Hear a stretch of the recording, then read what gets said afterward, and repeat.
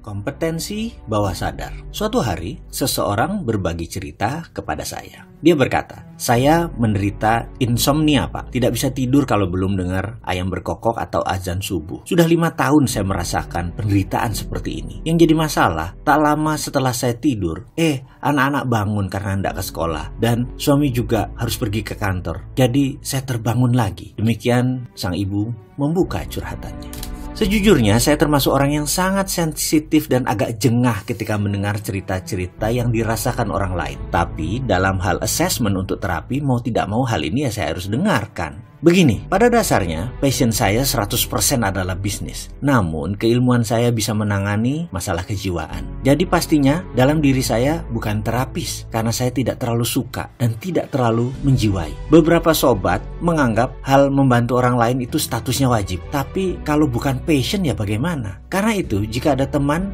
meminta sesi terapi, oke lah, saya bantu berdasarkan rasa kemanusiaan saja. Sekarang kita kembali ke cerita si ibu yang insomnia tadi. Saya pun bertanya kepada sang ibu, kira-kira bagaimana asal muasalnya, di mana dia menceritakan versi dia. Bahwa menurutnya 6 tahun yang lalu, suaminya itu dapat shift malam dalam kerja di pabrik. Setiap malam pulang pukul 12. Kira-kira sampai rumah pukul 1-an. Tiap malam dia pun harus menunggu sang suami. Karena kebiasaan tersebut, dia sekarang nggak bisa tidur hingga harus lewat larut malam atau menjelang pagi. Sekali lagi, itu hanya informasi dari sang ibu. Disinilah kemampuan kita untuk melihat masalah diuji. Benarkah kesimpulan ibu tersebut atau itu hanya asumsinya dia? Saya mencoba memperhatikan benar apa yang terjadi pada wajah sang ibu. Saya melihat dia jujur nih. Tapi saya terus menggali dengan pertanyaan, maka saya berkesimpulan, rasanya ini asumsi deh, bukan akar masalah yang sebenarnya. Saya harus menggali lebih dalam lagi. Kali ini saya harus memimpin pertanyaan. Saya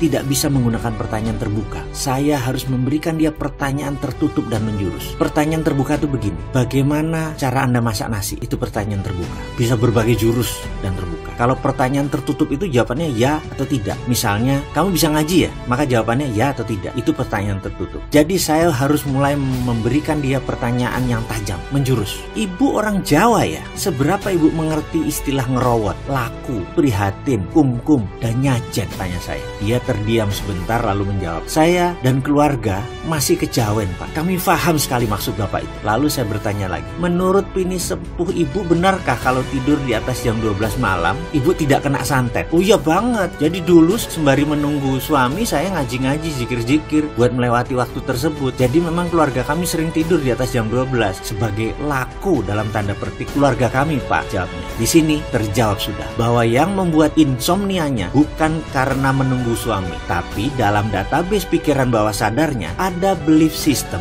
yang mengatakan tidur di atas jam 12 lebih aman dan lebih baik. Ini adalah belief system. Jadi hati-hati dengan belief system Anda. Kalau tidak dibetulkan, maka bisa-bisa software kemakmuran tidak bisa masuk karena OS-nya tidak kompatibel. Sahabat sudah melihat sambungannya bahwa saya tadi hanya mengandaikan bahwa dia tidak bisa tidur insomnia bukan karena suaminya sering pulang telat atau dia harus menunggu, tapi memang ada belief system di bawah sadarnya. Jadi belief system sukses inilah yang penting. Adakah belief system sukses tadi atau adakah belief system Anda yang merusak sistem kemakmuran? Ini harus dirubuhkan di video berikutnya.